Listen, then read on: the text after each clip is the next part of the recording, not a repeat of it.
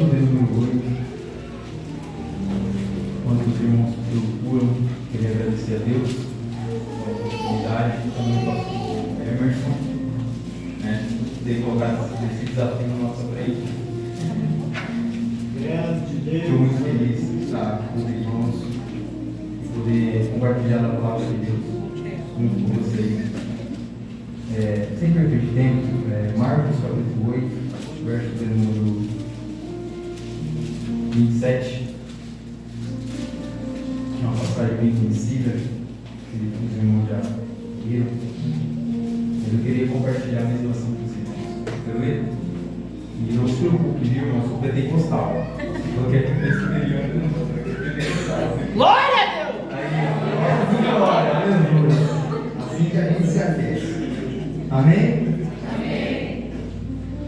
Marcos capítulo 8, versículo 7 diz: Então Jesus e os seus discípulos partiram para a aldeia de Cesareia de Filipe, e no caminho perguntou: Quem diz o homem? Quem sou eu? Amém. Eu queria só repetir a parte dele. Perguntou-lhes: Quem diz os homens? Quem sou eu? Aleluia. Queria que você ocupasse a cabeça com os seus olhos, pastor. Não perder muito tempo, irmão, você lê em breve. A palavra que nós lemos é uma palavra que, quando eu comecei a meditar, me confrontou muito. Porque quando a gente começa a ler o início do capítulo 8 de Marcos, a gente começa a perceber que na trajetória de Jesus, quando Jesus se inicia seu ministério, ali naquele casamento, quando ele multiplica o vinho, né? A água e vinho, a gente começa a perceber que Jesus começa a atrair pessoas, começa a atrair multidões.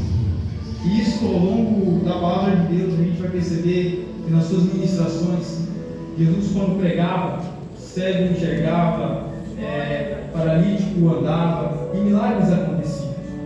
Mas o versículo 27 de Marcos, no capítulo 8, me traz uma atenção muito grande. Por quê? Porque Jesus, no início do capítulo 8, ele está com a multidão, e aí se inicia a segunda multiplicação de pães. Jesus está pregando para mais ou menos 4.000 pessoas. E nessa pregação de 4.000 pessoas, Jesus percebe que ele está muito distante da cidade. Jesus analisa com seus discípulos que, se ele pedir a multidão naquele momento, muitos sairiam com a sua alma saciada, mas sua carne padeceria ao longo da sua caminhada, a busca do seu alimento. E Jesus, com essa atenção na multidão, ele chama os discípulos e fala: quantos pães nós temos? Quantos cestos de pães nós temos? O discípulo fala 7. E acontece a segunda multiplicação de pães. E é interessante que depois da multiplicação de pães, Jesus sai com seus discípulos, vai até uma cidade, pregar também. Quando Jesus entra nessa cidade e começa a ministrar, os fariseus começaram a questionar Jesus.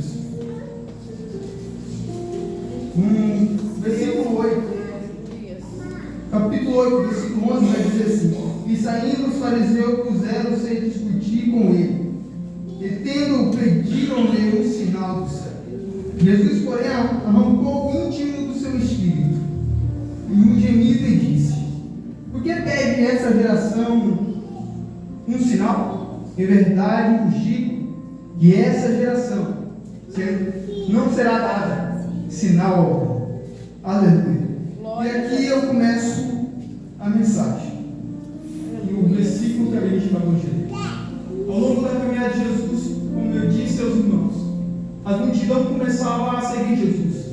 Muitos pela sede da alma de ouvir, pela calmaria do seu coração, mas outros por uma necessidade maior, um milagre, por algo que a medicina não conseguiria fazer, por algo que o advogado da época, quem sabe, não conseguiria resolver. E aí essas pessoas procuravam o dono do milagre, o dono da libertação, Jesus. E Jesus liberta, e Jesus cura. Vamos nos recordar uma certa feita, Jesus pregando na sua casa, 4 amigos e um paralítico. não consegue chegar próximo de Jesus, mas ele chega uma ideia excelente. Eu vou abrir o teto da casa de Jesus, jogo meu amigo paralítico na frente de Jesus, e Jesus vai ter que fazer um milagre. Jesus, quando vê o paralítico descendo, os fariseus começam a comentar entre si: ué, mas como isso é possível? O que está acontecendo? E Jesus lendo o pensamento dos fariseus, e assim é mais fácil que eu perdoo o pecado dele ou que eu cure ele. E aí começa uma atenção maior no versículo 27 sobre essa reflexão. Jesus, não desfazendo da fé dos irmãos, da qual a gente está aqui, e eu quero deixar bem claro que Jesus ele cura, ele é a prova, que Jesus liberta, ele é a própria libertação. Mas chegou um momento do ministério de Jesus que Jesus percebeu que o povo não estava indo mais indo pela salvação, mas pela sua necessidade fisiológica. Como não lembrar dos leprosos, a qual Jesus encontrou na beira do caminho, era 10. Jesus cura os 10 e diz: ó, vai lá e mostra para que vocês são curados. Porém, somente um volta e fala: Jesus, eu estou curado. Fui lá, voltei. Jesus olha para o paralítico aleijado e fala assim: ó, sua fé te salvou. Aleluia. Aquele paralítico não ganhou apenas um milagre, mas ganhou a salvação. E esse é o ponto da minha mensagem nessa noite. Eu tenho poucos minutos, mas eu quero bradar no seu coração com a voz de Deus nessa noite. Talvez você tenha entrado aqui com uma necessidade.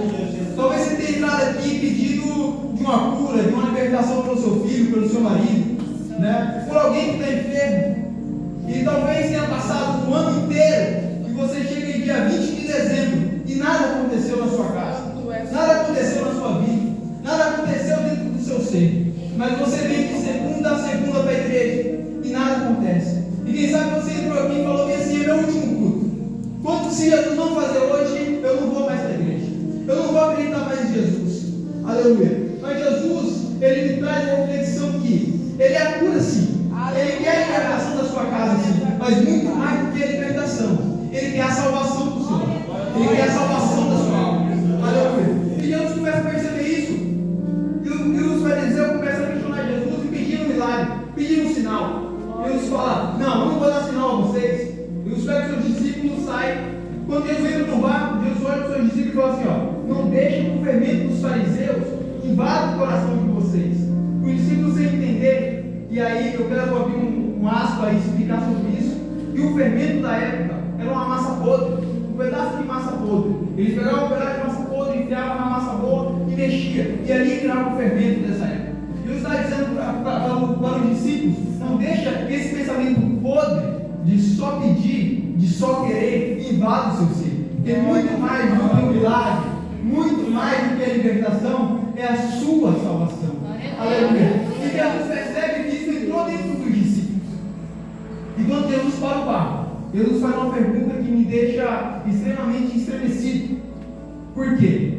Porque imagina você conviver com Jesus a vida inteira. Você andar com Jesus, você vê milagre, e Jesus faz uma única pergunta, que para nós hoje parece bem óbvio: quem eu sou para vocês? Deus e poder. Nessa noite, imagina Jesus aqui, nesse altar, e te perguntando: quem eu sou para você nessa noite?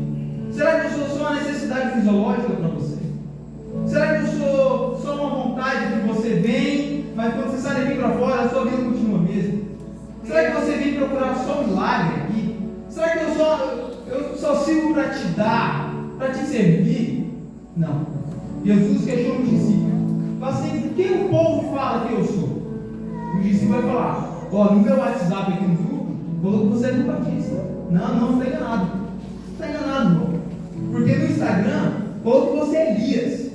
Aleluia. Mas teve um, eu admiro muito, que é Pedro, que levantou a mão e disse: falou assim, ó, você cura, Jesus, mas você é muito mais do que a cura. Glórias a ti, Pai. Aleluia. Você liberta, Jesus, mas você é muito mais do que a libertação. Pedro, o que eu sou? João 3:16. E Deus amou o mundo de tal maneira que deu seu Filho unigênito para todos aqueles que nele creem, não pereça, mas tenha a vida eterna. O que você é, Jesus? Você é a vida eterna. Você é a minha salvação. Pedro também cita: para onde eu irei? Que só o Senhor tem palavra de vida eterna. Eu quero declarar no seu coração nessa noite: Jesus, Ele vai curar, porque ainda o ano não acabou. É dezembro, 20 de dezembro. Talvez sua esperança tenha acabado.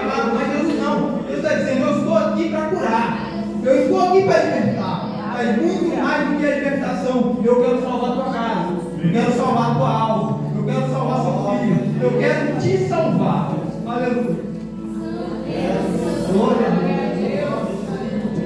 E nós vemos que isso transcende o tempo e chega no nosso tempo e chega nos nossos dias, a qual, se a gente não cuidar, a qual, se a gente não prestar atenção, nós viemos pela necessidade.